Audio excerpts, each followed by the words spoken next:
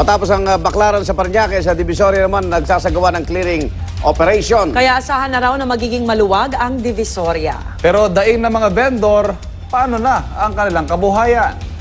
At may live report si Dante Perello. Dante. Yes, Ivan, Rhea, Igan, alam nyo kung hating gabi hanggang madaling araw kayo pupunta rito sa Divisoria, ay halos wala pa rin pinagkaiba doon sa dating sitwasyon rito na napakasikip, kaya halos wala ka ng madaanan. Pero alam nyo, pagsapit ng bandang alas 7 ng umaga, inaasahan na luluwag ang kalsada rito.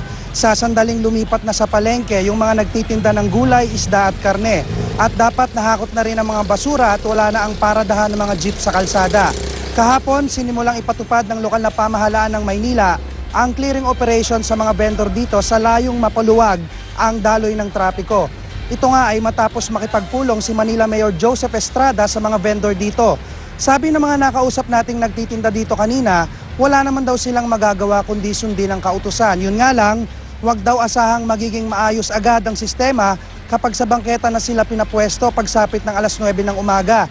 Sa dami daw kasi nila, pihadong hindi sila kakasyang lahat sa bangketa.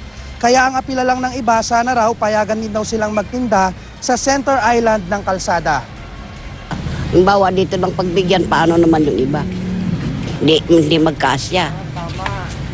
Kailangan, sa dami namin nagbibindor.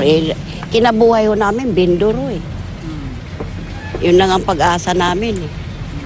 Kailangan parehas. Halimbawa, mayroon sa rilis, mayroon sa tabi. Kung sa akin, okay lang sa akin. Bakit po okay sa inyo? Kung yung mga talagang mga sidewalk, yun lang, makakalatag, okay lang yun. Kung hindi mapapalis yun. O yung gutter na ginuwitan nila. Sa mga sandaling ito ay nagsimula na ngang magluwag ang kalsada rito matapos namang magsitabi sa bangketa ang mga vendor sa inilaang espasyo para sa kanila.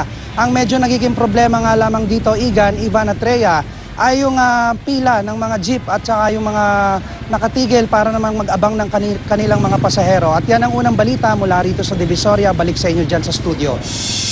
Maraming salamat, Dante Perello.